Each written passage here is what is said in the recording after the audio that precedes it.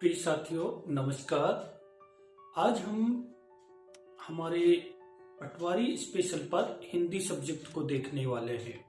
प्रिय साथियों, मैं आपको बता दूं कि हिंदी सब्जेक्ट जो है ये काफी स्कोरिंग सब्जेक्ट है और आप इसको जो है आराम से 22 से 24 क्वेश्चन तक अटेम्प्ट कर सकते हो। ठीक है, तो ध्यान रखिएगा, हिंदी को बहुत अच्छा आपको देखे। अगर आपको पटवारी क्वालिफाई करना है तो आपको मैथ्स, रीजनिंग, साइंस, इसके अलावा आपका जो है हिंदी हो गया, ठीक है, कंप्यूटर हो गया, इन सब्जेक्ट को काफी मजबूत करना पड़ेगा। क्यों साथियों? क्योंकि इनमें जो है सिलेबस कम है, लेकिन हम जीएस की बात करें तो जीएस में बहुत ज्यादा सिलेबस है। एमपी पढ़ना है, करंट अफेयर्स पढ़ना है, इसके अलावा फिर आपको जो है इंडिया लेवल का भी जीएस पढ़ना है। तो थोड़ा सा ध्यान रखिए, पहले आप उन टॉपिक को कवर कीजिए जो स्कोरिंग वाले हैं, है ना। तो मैं यहाँ पे आपको बता देता हूँ, आप क्या काम कीजिए, रीजनिंग कीजिए। ठीक है, रीजनिंग को अच्छे तरीके से तैयार कीजिए। ठीक है, कम समय में बहुत अच्छी स्कोरिंग होती है इसमें। ठीक है, दूसरी चीज, आप जो है गणित को तैयार कीजिए। ठीक है, गणित में भी जो हमारे महत्वपूर्ण जैसे अंक गणित है उसको विशेष ध्यान दीजिए। ठीक है, अब भाई जैसे हमको चक्रवृद्धि ब्याज है, उसमें बहुत ज्यादा टाइम लगता है, समझ में नहीं आता, छोड़ दीजिए उसको। ठीक है, जो दूसरे, कहने का मतलब यह है कि हमारी जहां से स्कोरिंग बेटर हो सकती है वहां से कीजिए। तीसरा आप क्या है, साइंस से, ठीक है, हमारी जो विज्ञान है यहां से अच्छे तरीके से आप क्वेश्चन जो है साइंस को पढ़िए। आपके पास बुक ना हो, नोट्स ना हो, तो हमारे टेलीग्राम चैनल नीचे लिंक आपको दे दी गई है, वहां से ज्वाइन करके आप जो है डाउनलोड कर सकते हो। व्हाट्सएप ग्रुप के माध्यम से सभी लोगों को मिल गई होगी। ठीक है, और इसके अलावा मैं आपको बता दूं, साइंस में जो है अगर आपके पास नहीं है तो आपके पास लूसेंट की साइंस होगी। ठीक है, लूसेंट जो आती है स्पेशली साइंस की, उससे आप कवर कर सकते हो। ठीक है, ध्यान रखिएगा। तीसरी, चौथा आपको ध्यान रखना है कंप्यूटर का। ठीक है, कंप्यूटर पे, ठीक है, कंप्यूटर की नोट्स जो है हमने सेंड कर दिए हैं, नहीं है तो आप परीक्षा मंथन जो कंप्यूटर है उसको ले लीजिए। साथ में ही आप क्या काम कीजिए, पुराने जो एमसीक्यूज है उनको लगाइए कहीं से भी। ठीक है, महावीर के मिल जाए, पुणेकर मिल जाए, कोई भी ऐसी बुक जिसमें कंप्यूटर के बहुत अच्छे एमसीक्यूज दिए हो। और कोशिश कीजिएगा कि हमारे जो प्रीवियस ईयर में कंप्यूटर के जो टॉपिक पूछे गए हैं उनसे थोड़ा सा आपको आइडिया लग जाएगा।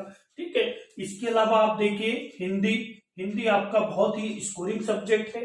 ठीक है, हिंदी में आपको स्पेशली रूप से, जैसे आप देखोगे क्या क्या पूछा जाता है हिंदी से, अभी हम चर्चा करते हैं। तो ये 5 आपके टॉपिक हो गए। ठीक है, 5 टॉपिक को आपको विशेष रूप से तैयार कर लेना है और ये आपके फरवरी तक कम से कम तैयार हो जाना चाहिए, ताकि आप क्या कर सको, 15 फरवरी तक इनका, 15 फरवरी के बाद रिवीजन भी कर सको। तो आप देखिए जरा।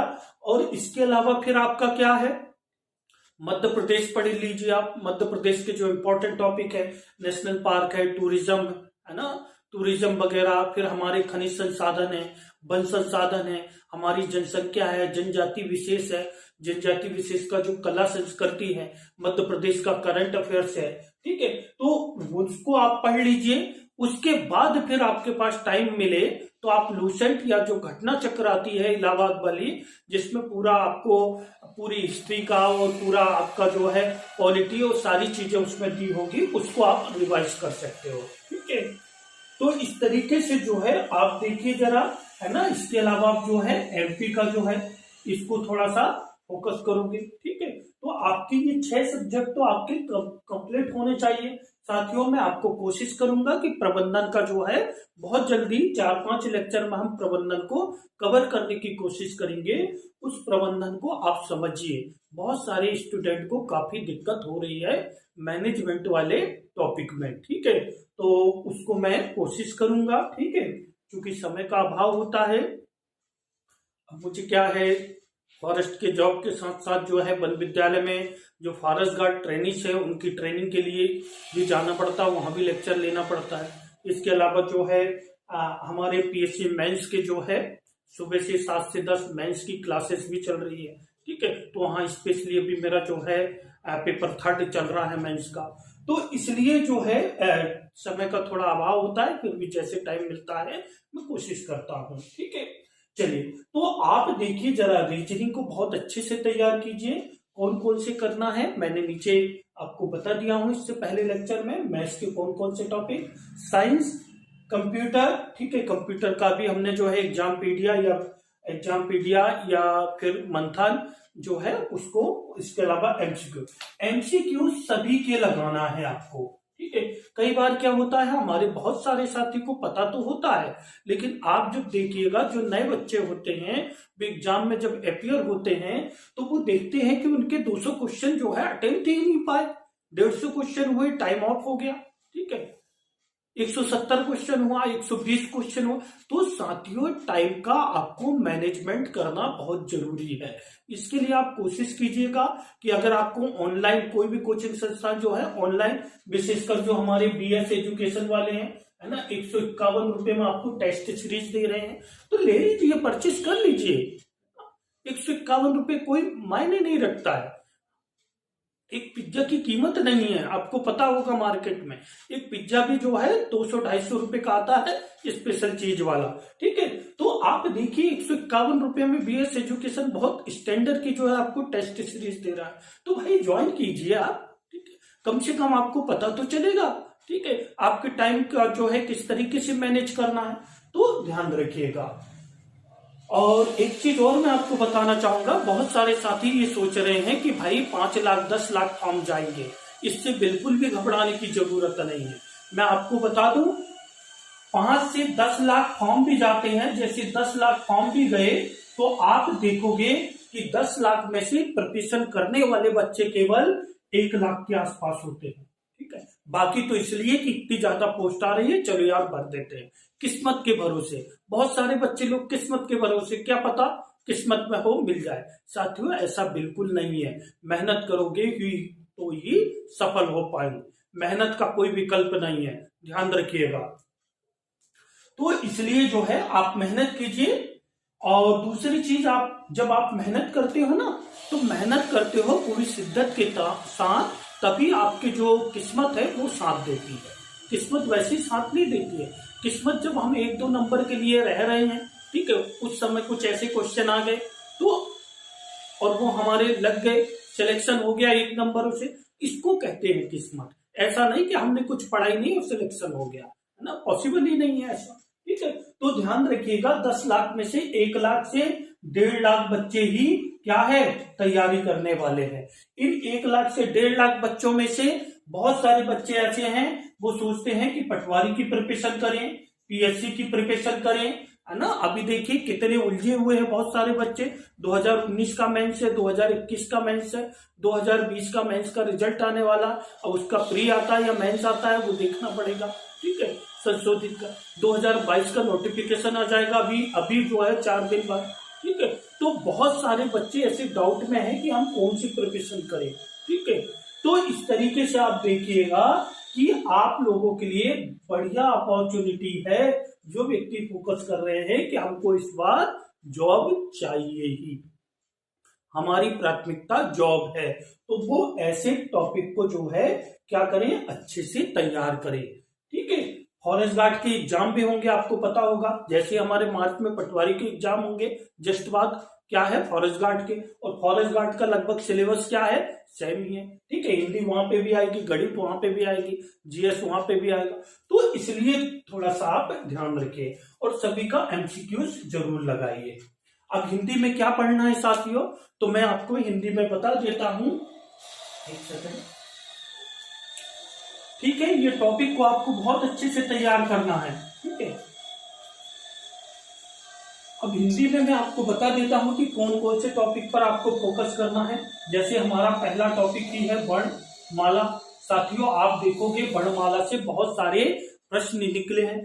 एक काम करना, हम जो टॉपिक अभी आपको पढ़ा रहे हैं, आप जो है नीचे आपको टेलीग्राम दिया है, वहां से आप हिंदी के ये टॉपिक को, इसकी नोट्स अपलोड कर दी गई है, उसको आप देखोगे, नीचे एमसीक्यूज दिए गए हैं। उन एमसीक्यूज जिसमें हमारे वन रक्षक है, जेल पहरी है, सब इंस्पेक्टर है, इसके अलावा पटवारी में जो पूछे गए प्रीवियस क्वेश्चन है, वो सभी को शामिल किया गया है, ठीक है।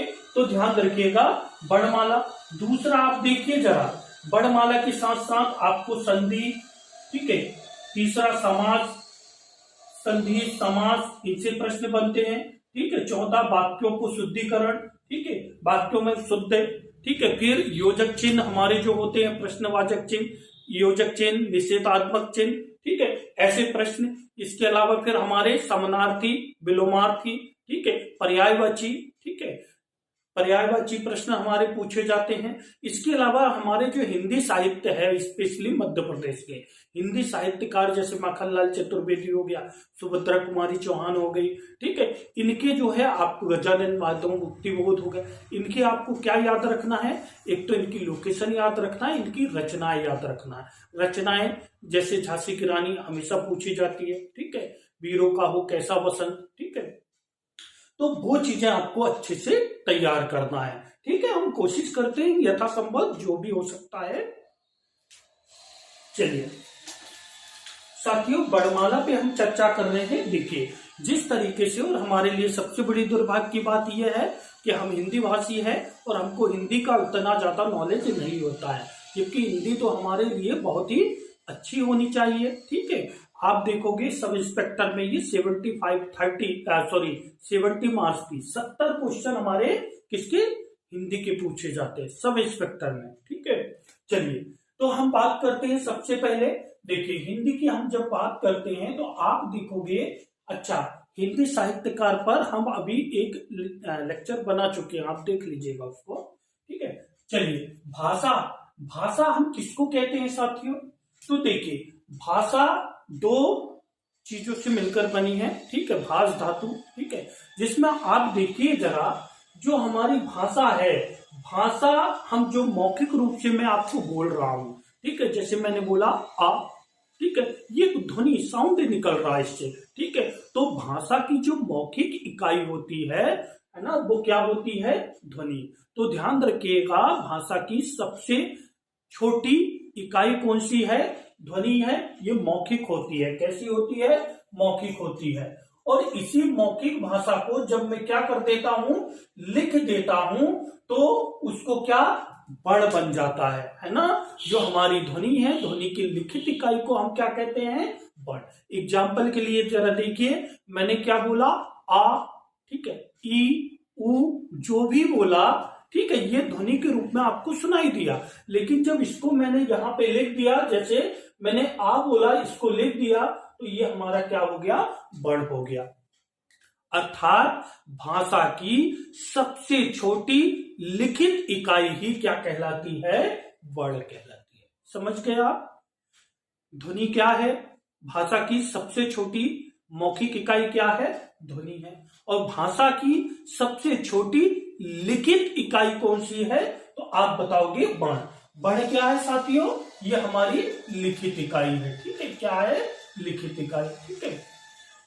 अब देखिए जरा, और इन्हीं वर्णों के समूह को, ठीक है, जो हमारे वर्ण हैं, ठीक है, जो हमारे वर्ण हैं, इन्हीं वर्णों के समूह को, ठीक है, वर्णों के समूह को हम क्या कहते हैं साथियों, इसको कहते हैं वर्णमाला, ठीक है। क्या कह रहे हैं, वर्णमाला कह रहे हैं।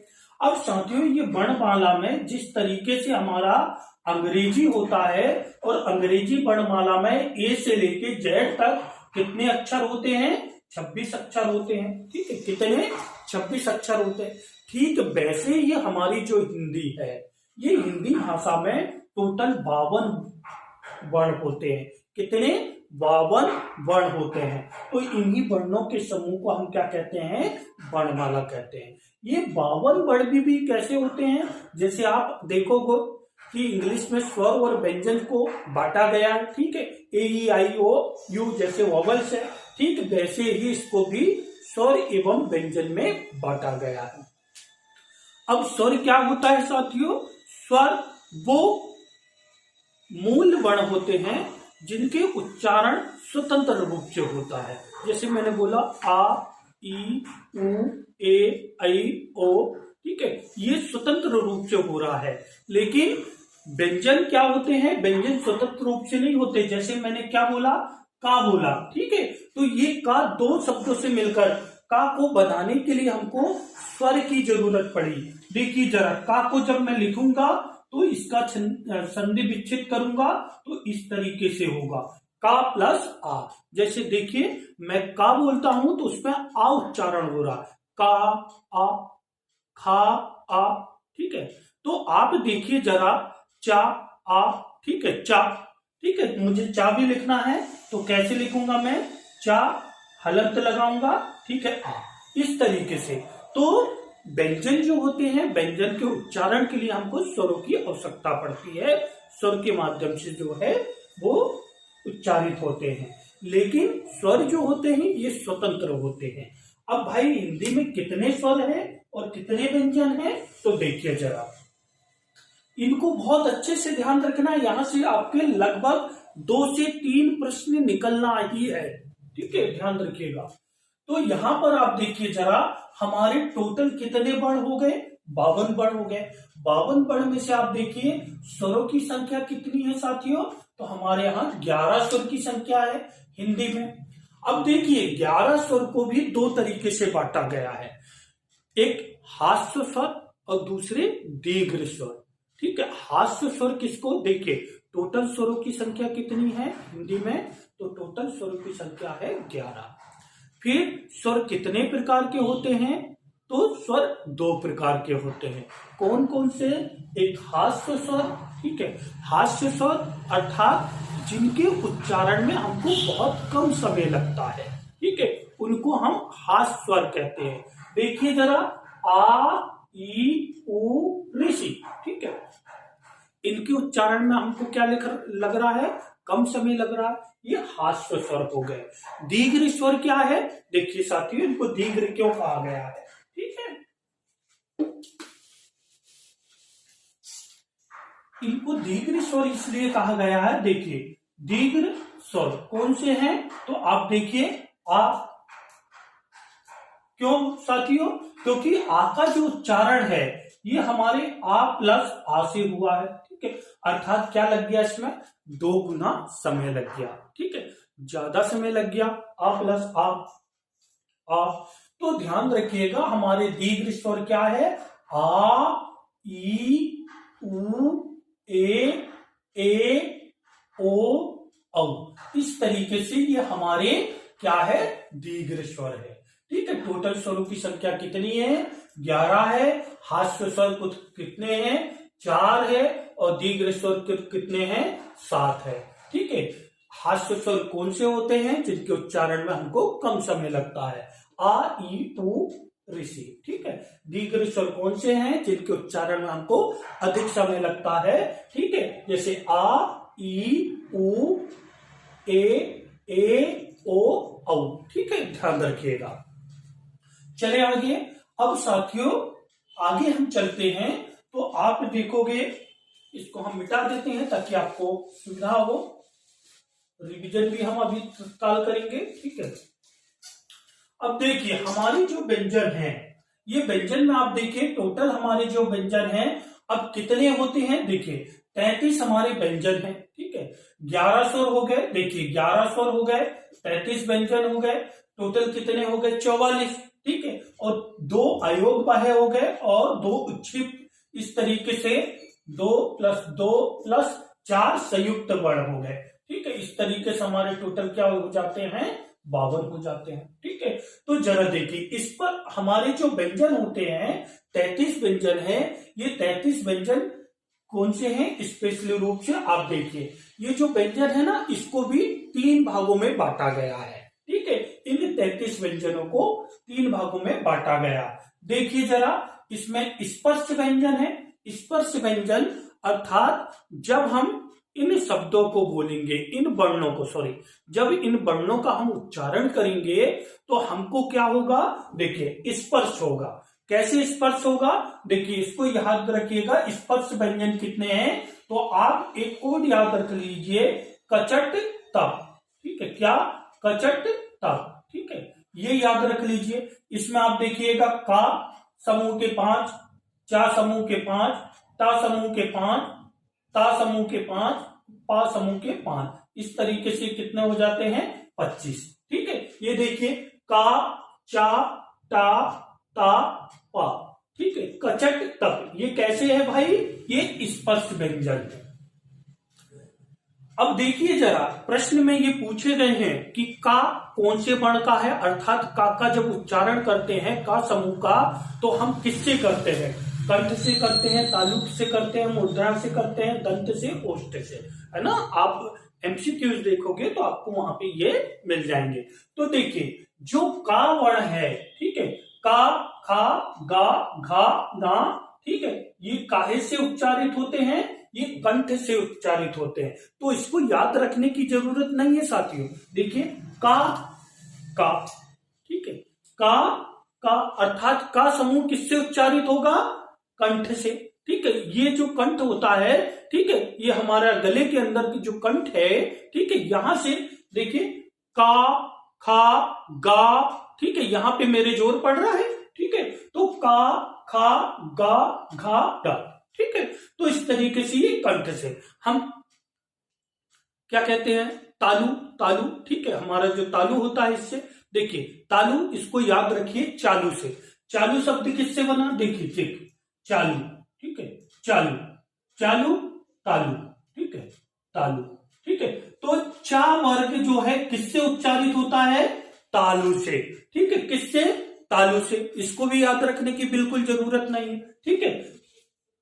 क्या हो गया, चा वर्ण, चा, चालू, तालु, ठीक है, यहां से ध्यान रखिएगा, चा, छा, जा, छा, या, ठीक है, ये किससे बोले जाते हैं, इनके उच्चारण के लिए तालु का, ठीक है, तालु। अब देखिए टा वर्ण, ठीक है, टा हमारे टा, ठा, डा, ठीक है, तो इसके लिए हमारा मुद्रा जो बीच का पार्ट होता है उसका उच्चारित होता है, ठीक है, तो टा, मुद्रा, ठीक है। आगे हम बात करें ता, तो देखिए हम क्या पढ़ते हैं, दंत पढ़ते हैं, ठीक है, दंत, दंत में क्या आ रहा है, ता आ रहा है, ठीक है, दंत में क्या आ रहा है, ता आ रहा है। तो अर्थात ता वर्ण के जितने भी हो गए वो किससे बोले जाएंगे, हमारे दांत के माध्यम से, दांत की ध्वनि आप देखिए, ता, था, दा, ठीक है, अर्थात मुझे अपने दांत से जीभ को टच करना पड़ रहा है, ठीक है। तो ध्यान रखिएगा दंत, है ना, ता वर्ण किससे, दंत से उच्चारण होता है, ठीक है, उच्चारण की ध्वनि क्या है, दंत है। पा, ठीक है, पा, फा, अब देखिए पा, ठीक है, पा, फा, तो इससे मेरे आप देख रहे होंगे दोनों जो ओठ है, ठीक है, ये टच हो रहे हैं, ठीक है, तो ओठ से जो शब्द बोले जाते हैं वो पा वर्ण के, है ना। तो यहां से प्रश्न निकलते हैं, ध्यान रखिएगा कि का के उच्चारण में कौन सा, तो का कंठ से, चा तालु से, ठीक है, टा वर्ण जो होगा मुद्रा। अब प्रश्न यहां पे बनेगा कि खा के उच्चारण में कंठ का उपयोग होता है, तालु का, मुद्रा का, दंत का, किसका, चार ऑब्जेक्ट रहेंगे। तो ध्यान रखिएगा का वर्ण में ये 5 शब्द आते हैं, चा वर्ण में ये 5 शब्द आते हैं, टा वर्ण में ये 5 शब्द है, ता वर्ण में ये 5 शब्द है, पा वर्ग में ये 5 शब्द है, ठीक है। तो इस तरीके से इनका उच्चारण होता है, समझ गए आप। का से याद रखोगे कंठ, चा, ठीक है, चालू, तालु, ठीक है, चालू, तालु, ठीक है, टा, मुद्रा, ठीक है, ता, दंत, ठीक है, दंत, ता वर्ग किससे, दंत से।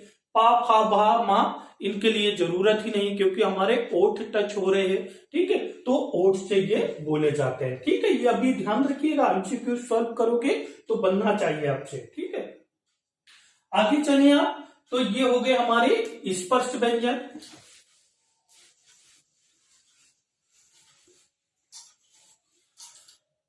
अब आगे आ जाइए, ठीक है, अब आगे आ जाइए, स्पर्श व्यंजन हमने पढ़ लिया। अब हमारे कौन से, अंतस्थ व्यंजन, ठीक है, अंतस्थ व्यंजन कौन से हैं, एक शब्द याद रख लीजिए कि अंतस्थ व्यंजन या, रा, ला, वा, ठीक है, यरलव, ठीक है, यरलव याद रख लीजिए एक शब्द कि अंतस्थ व्यंजन कौन से, या जो अंदर से आते हो, ठीक है, जिसकी ध्वनि अंदर से आती हो, जैसे लव है, लव आपने देखा होगा, हम कहते हैं ना लव, लव कहाँ, दिल से होता है, ठीक है। तो भाई ऐसी ध्वनि जो अंदर से उच्चारित होती हो, ठीक है, वो अंतस्थ व्यंजन कहलाते हैं। और हमारे अंतस्थ व्यंजन कौन से हैं, या है, रा है, ला है और वा है, ठीक है, ये 4 हमारे अंतस्थ व्यंजन है। ठीक है, आ जाइए फिर ऊष्म व्यंजन। ठीक है, 4 हमारे ऊष्म व्यंजन कौन से हैं साथियों? अर्थात जिनके उच्चारण में हमको ऊष्मा निकलती हो। स, देखिए अपने आप जो है शब्दों को आप बोलोगे स स स हा, इनको बोलने के लिए हमको किसकी जरूरत पड़ रही? ऊष्मा निकल रही है। ठीक है, सा सा सा हा, तो ये कैसे व्यंजन है? ऊष्म व्यंजन, जिनके बोलने से ऊष्मा निकलती हो, है ना। सा हा, ठीक है, ये हमारे ऊष्म व्यंजन थे। अब साथियों इसमें ध्यान रखिएगा, तो इस तरीके से हमारे कितने हो गए? 33 व्यंजन हो गए। टोटल कितने हो गए? 33 व्यंजन हो गए। ठीक है, अभी हम क्विक रिवीजन करेंगे तो आपको पूरा याद हो जाएगा। ठीक है, अब देखिए साथियों, अयोग बाह्य वर्ण व्यंजन। ठीक है, अर्थात इनको क्या काम किया गया है? ना तो स्वर की श्रेणी में शामिल किया गया है, ना ही व्यंजन की श्रेणी में शामिल किया गया, इसलिए इनको अयोग बाह्य वर्ण भी कहा जाता है। तो प्रश्न पूछा जाता है निम्नलिखित में से अयोग बाह्य वर्ण कितने हैं? ठीक है, तो 2 है। कौन कौन से हैं? एक अम है और आहा है। ठीक है, तो अम और आहा आपने देखा होगा। ठीक है, हिंदी पढ़ते समय उच्छिष्ट वर्ण। ठीक है, तो ये हमारे 2 कैसे वर्ण हैं? अयोग वर्ण है। ठीक है, अयोग बाह्य वर्ण है। ठीक है, 2, और 2 हमारे उच्छिष्ट है। ठीक है, डा, ठीक है, इंगा इंगा, ठीक है, और ये। ठीक है, तो ये वाला नहीं जिसमें बिंदी लगी, बिंदी नहीं है, ये डा ढक्कन का है। ठीक है, ध्यान रखिएगा, डा ढक्कन का, ये ध्यान रखिएगा, ये इसमें बिंदी लगी हुई है, तो ये उच्छिष्ट वर्ण कहलाते हैं। ठीक है, कैसे हैं? उच्छिष्ट वर्ण है। ठीक है, ध्यान रखिएगा। और 4 हमारे संयुक्त वर्ण है। संयुक्त वर्ण क्यों कहा गया है? क्योंकि इनका जो मिलन है, अर्थात ये जो वर्ण बने हैं, जैसे हमारा छा छतरी का बना है। ठीक है, तो छा छतरी का जो बना है, ये का हमारा और सा। ठीक है, इन 2 शब्दों को हम मिलाएंगे तब हमारा क्या बनता है? छा छतरी का बनता है। ठीक है, ध्यान रखिएगा। ता आप देखोगे, ता और प्लस हम रा को मिलाएंगे तब हमारा क्या बनेगा? त्रा त्रिशूल का बनेगा। क्या बनेगा? त्रिशूल बनेगा। ठीक है, हम लिखते हैं ना मित्र, ऐसा लिखते हैं मित्र, पवित्र। ठीक है, पवित्र, तो ये जो त्रा बनता है तो ता और रा से बनता है। ठीक है, फिर हम ज्ञानी का लिखते हैं। ठीक है, ज्ञानी, विज्ञान। ठीक है, जो भी लिखते हैं तो ये ज्ञानी शब्द का उपयोग जो है आप देखोगे इसमें जा मिला होता है और या पंजे का। ठीक है, इन दोनों के मेल से ही हमारा ज्ञानी शब्द बना हुआ है, इसलिए इनको संयुक्त वर्ण कहा गया है। क्या कहा गया है? संयुक्त वर्ण कहा गया है। ठीक है, यहां पर आप देखिए हमारा श्रीमान जब हम लिखते हैं, ठीक है, तो ये जो श्रा है, ये श्रा शब्द 2 से मिलकर बना है, सा और रा से, श्रा। ठीक है, तो इस तरीके से इनको क्या कहा गया है? संयुक्त वर्ण कहा गया है। क्या कहा गया है? संयुक्त वर्ण कहा गया है। ठीक है, अब साथियों इनको क्विक रिवीजन करते हैं हम, जल्दी से आ जाइए।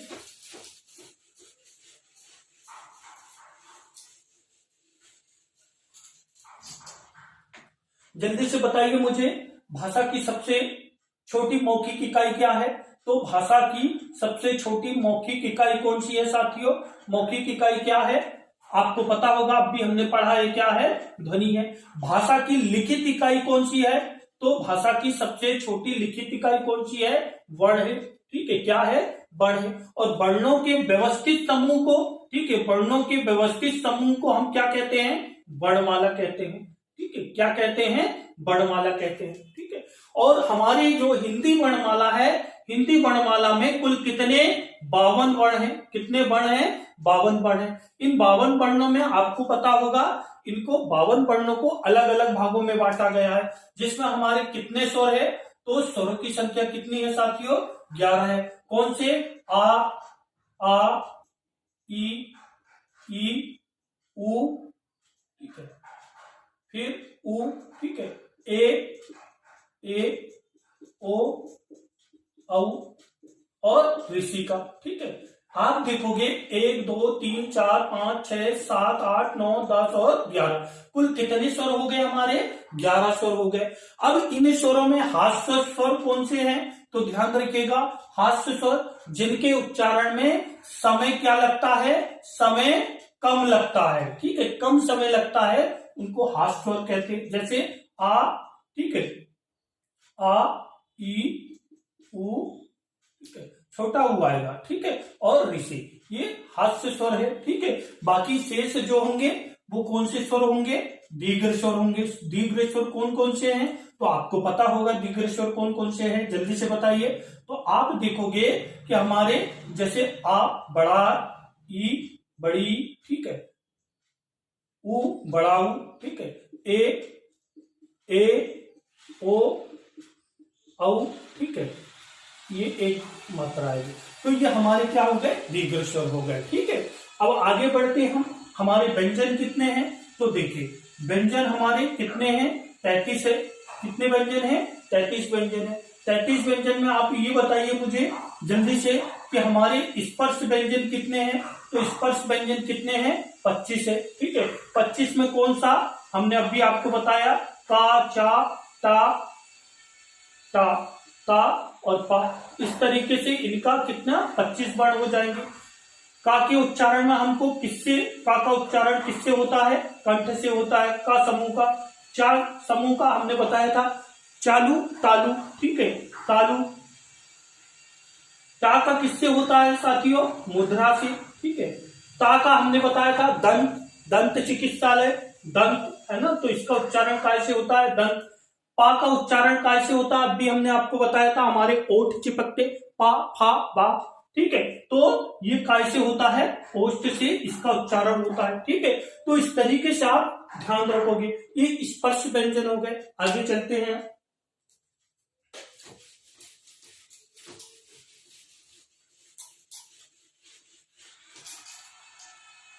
अब देखिए स्पर्श के बाद हमने क्या देखा? अंतस्थ व्यंजन, ठीक है। तो अंतस्थ व्यंजन कौन से हैं साथियों? अभी हमने देखा 4, या, रा और ला और भा, ठीक है। ये कैसे है? ये अंतस्थ व्यंजन। साथियों ऊष्म व्यंजन क्या है? जिनको बोलने से हमको ऊष्मा की जरूरत पड़ती है, ऊष्मा निकलती है। 4 कौन सी? सा, सा, सा और हा। ये कैसे व्यंजन है? ऊष्म व्यंजन, ठीक है। इसके अलावा हमने क्या देखा साथियों?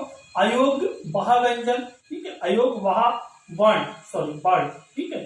तो अयोग वर्ण वहा हमने क्या देखा? जिनको ना तो स्वर कहा गया ना व्यंजन कहा गया। इनमें आप देखोगे अम और आहा, ठीक है, ये आहा, ठीक है, ये हो जाएंगे। फिर हमने उच्छिष्ट, उच्छिष्ट वर्ण कौन से हो गए हमारे? ये वाला, ठीक है, और ये वाला, ठीक है, ये हमारे क्या हो गए? उच्छिष्ट हो गए। इसके अलावा फिर हमारे संयुक्त वर्ण क्या हो गए साथियों? 4 हो गए संयुक्त वर्ण। कौन कौन से? 4 वर्ण, ठीक है। ज्ञानी का, त्रिशूल, ठीक है, त्रा, ठीक है। इसके अलावा छाछत्री का, ठीक है। तो ये हमारे क्या हो गए? संयुक्त हो गए, ठीक है। ध्यान रखिएगा क्या हो गए? संयुक्त हो गए, ठीक है, ध्यान रखिएगा। ये श्री, ठीक है, ये जो शब्द है ये हमारे 4 संयुक्त वर्ण हो गए, ठीक है। अब इनको पढ़ने के लिए, इनको समझने के लिए आप ये वीडियो देखकर एमसीक्यूज लगाइए, तो आपको खुद को ये टॉपिक पूरा की पूरा कवर हो जाएगा, ठीक है। और आपसे परीक्षा में प्रश्न भी बनेंगे। आप सोचते हो कि हम बस पढ़ लिए, और आप लोगों की खासियत है वीडियो देखते हो, ठीक है, तो वीडियो को जो इम्पोर्टेंट चीजें होती है उनको नोट किया करो। बाद में रिवीजन कैसे करोगे आप? ठीक है, तो रिवीजन थोड़ा सा टाइम लगेगा साथियों, लेकिन व्यवस्थित रूप से हमारा तैयार हो जाएगा। ओके, थैंक यू, जय हिंद।